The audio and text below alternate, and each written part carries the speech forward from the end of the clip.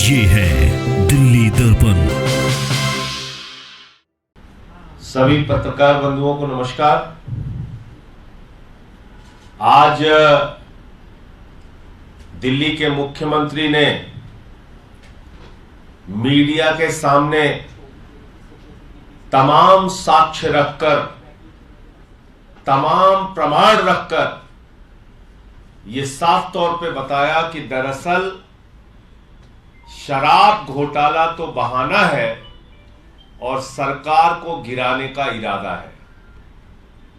दिल्ली की सरकार को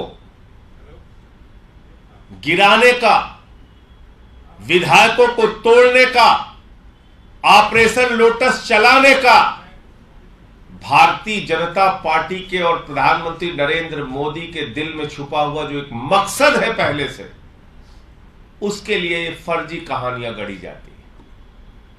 प्रधानमंत्री को भ्रष्टाचार के खिलाफ कोई लड़ाई नहीं लड़नी। उनको डर लगता है केजरीवाल से लड़ाई लड़नी, और केजरीवाल से लड़ाई इसलिए लड़नी है कि दिल्ली की सरकार उनके आंख की किरकिरी बन गई है। एक ऐसी सरकार जो बच्चों के लिए अच्छे स्कूल बनाती है, अस्पताल बनवाती है, सड़कें बनवाती है, बिजली फ्री देती है, पानी फ्री देती है, बुजुर्गों को तीर्थ यात्रा कराती है, मां बहनों के लिए बस की यात्रा फ्री करती है। यह सरकार दिल्ली में चल कैसे रही है? इस सरकार को गिराओ, ऑपरेशन लोटस चलाओ। पहले विधायकों को खरीदने की कोशिश की, फिर हमारे दो मंत्रियों को, मनीष सिसोदिया जी को, सत्येंद्र जैन जी को जेल में डाल दिया। कहीं से कोई सफलता नहीं मिल रही है, तो अब अरविंद केजरीवाल को गिरफ्तार करने की बड़ी साजिश है, और इस साजिश के पीछे एकमात्र मकसद है सरकार को गिराना। दिल्ली की सरकार को किसी भी तरीके से गिराओ, क्योंकि अरविंद केजरीवाल के अच्छे कामों की चर्चा, दिल्ली सरकार के अच्छे कामों की चर्चा, स्वास्थ्य के, शिक्षा के मॉडल की, बिजली के, पानी के मॉडल की चर्चा पूरे देश में हो रही है। तो कैसे हो रही है? तो इस सरकार को गिराने का एक मकसद है। और कैसे है? आपको याद होगा 40 विधायकों पे फर्जी मुकदमे किए, सुंगलू कमेटी की जांच कराई, पहले भी एक बार सीबीआई का छापा केजरीवाल जी के दफ्तर पे मारा। कब से प्रयास में लगे हुए हैं, थक गए, हार गए, परेशान हो गए, सब कुछ करके देख लिया, तो बोले अब एक ही शख्स बचा हुआ है जिसको सपने में देख के मोदी जी चौंक के उठ जाते हैं, उसका नाम है अरविंद केजरीवाल। अब उसको गिरफ्तार करो, उसको जेल में डालो।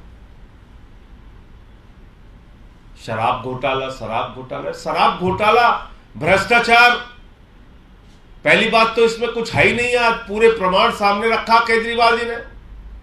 कहा मनीष सिसोदिया ने 14 फोन तोड़ दिए, 14 फोन जिंदा है, 5 फोन खुद ईडी सीबीआई के पास है। 6 लोग अपने बयान बदल चुके हैं कि गन पॉइंट पे उनसे बयान लिया जा रहा है। मेरा नाम झूठे तरीके से डाल दिया चार्जशीट में। तो मनगढ़ंत झूठे आरोप लगाकर अरविंद केजरीवाल को बदनाम करने की कोशिश है। भ्रष्टाचार से तो कोई परहेज ही नहीं है मोदी जी को। अभी तक तो केजरीवाल जी ने बताया दिल्ली की विधानसभा में कि नरेंद्र मोदी जी ने लाखों करोड़ रुपए का काला धन अपने दोस्त अडानी की कंपनी में लगाया है। यह दिल्ली की विधानसभा में बोला उन्होंने। और अब 4 राज्यों के राज्यपाल जो रह चुके हैं, सतपाल मलिक जी, 4 राज्यों के राज्यपाल, बीजेपी के वरिष्ठ नेता थे, बाद में राज्यपाल हुए, मेघालय के, बिहार के, जम्मू कश्मीर के, गोवा के। वो क्या कह रहे हैं प्रधानमंत्री के बारे में सुनिए कि देश के प्रधानमंत्री किस तरीके से भ्रष्टाचार को बढ़ावा देने का काम करते हैं। सुनिए ध्यान से। प्रधानमंत्री जी को करप्शन से कोई बहुत नफरत नहीं है, और उसका बड़ा सबूत है कि मैंने गोवा में उनको शिकायत की कि ये करप्शन हो रहा है, लो लेवल करप्शन हो रहा है। तो उन्होंने मुझे तीसरे दिन खुद फोन करके कहा, सतपाल भाई आपकी जानकारी गलत है। तो आपने किससे मालूम किया? उन्होंने कहा कि मैंने फला आदमी से मालूम किया। मैंने कहा ये तो खुद चीफ मिनिस्टर के घर में बैठ के पैसे ले रहा है और अल्टीमेटली एक हफ्ते में मेरा ट्रांसफर वहां से कर दिया। तो मैं कैसे मानूं कि करप्शन के खिलाफ? तो आप सुन रहे हैं, सतपाल मलिक जी कह रहे हैं कि प्रधानमंत्री करप्शन के खिलाफ नहीं है, बल्कि गोवा के सीएम की उन्होंने शिकायत की तो एक दलाल से पूछकर उन्होंने सतपाल मलिक को फोन किया कि आपकी जानकारी गलत थी। यह है देश के प्रधानमंत्री का चरित्र। अभी तक तो हम लोग कह रहे थे ये तो 4 राज्यों के राज्यपाल जो रह चुके सतपाल मलिक जी, उनका बयान है। प्रधानमंत्री क्यों नहीं आते सामने? क्यों नहीं बताते इन आरोपों के बारे में? इसमें और आगे बयान आप सुनिएगा तो कह रहे हैं कि प्रधानमंत्री ने मुझसे एक दलाल से मिलने के लिए कहा था। ये कह रहे हैं प्रधानमंत्री, ये सतपाल मलिक जी। तो भ्रष्टाचार से तो कोई परहेज है ही नहीं। प्रधानमंत्री जी तो खुद स्वयं, इनकी सरकार और देश के प्रधानमंत्री नरेंद्र मोदी जी सर से पांव तक भ्रष्टाचार में डूबे हुए हैं। मकसद सारी विपक्षी सरकारों को परेशान करना, तोड़ना, विधायकों को खरीद फरोख्त करना, और उसी मकसद में जब दिल्ली के अंदर हर हथियार अपना के, दिल्ली में, पंजाब में हर हथियार अपना के जब फेल हो गए, तो अब अंतिम हथियार के तौर पे दिल्ली के मुख्यमंत्री, लोकप्रिय नेता और आम आदमी की उम्मीद अरविंद केजरीवाल को गिरफ्तार करने की और दिल्ली सरकार को गिराने की एक साजिश रची है। मुझे इतनी बात कहनी थी। आपका कोई प्रश्न हो तो आप पूछें। सर, मल्लिकार्जुन खड़गे ने फोन किया था सीएम को, सर क्या बातचीत हुई, क्या सॉलिडेरिटी दिखाई है उन्होंने? देखिए, इस पूरी घटना पर कांग्रेस पार्टी के राष्ट्रीय अध्यक्ष मल्लिकार्जुन खड़गे जी ने कल वार्ता की थी दिल्ली के मुख्यमंत्री से, और उन्होंने अपना समर्थन इस पूरे मामले में जताया है कि वो इस घटना में दिल्ली के मुख्यमंत्री के साथ खड़े।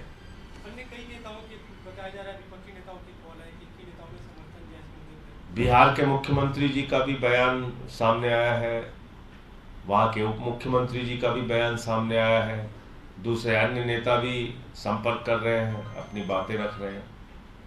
सवाल ये है कि ये अगर ये रवैया होगा कि जो हमारे खिलाफ बोलेगा, जो मोदी जी के भ्रष्टाचार को उजागर करेगा, जो उनकी सरकार के भ्रष्टाचार को उजागर करेगा, उसको पकड़ो, उसको जेल में डालो, उसको गिरफ्तार करो, तो इसका तो कोई अंत ही नहीं है।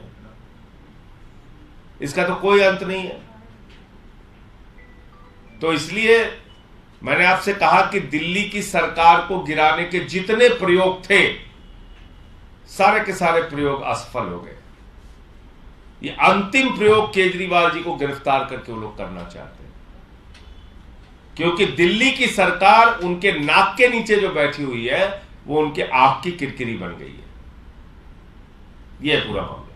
धन्यवाद। आपको क्या लगता है कि विपक्षी दल जो एकजुट हो रही है बीजेपी के खिलाफ 2024 के लिए है, प्रधानमंत्री के खिलाफ है, या फिर एजेंसियों का? अभी जो मुद्दे हैं सामने आते हैं अलग अलग मुद्दों पे, जैसे पार्लियामेंट के अंदर मोदी अडानी के घोटाले पर जेपीसी की मांग को लेकर सारे विपक्षी दलों की एकजुटता रही, जेपीसी की मांग हम लोग करते रहे। ऐसे जो मामले होते हैं जिसमें उत्पीड़न की कार्रवाई बेबुनियाद तरीके से होती है, उसमें एकजुटता सामने रहती है। बाकी अभी चुनावी दृष्टिकोण से जब कोई बात आगे बढ़ेगी तो आपको बताएंगे। लेटेस्ट खबरों के लिए सब्सक्राइब करें हमारा YouTube चैनल या फिर लॉग ऑन करें www.delhidarpantv.com। खबरों की कवरेज और विज्ञापनों के लिए संपर्क करें इस नंबर पर।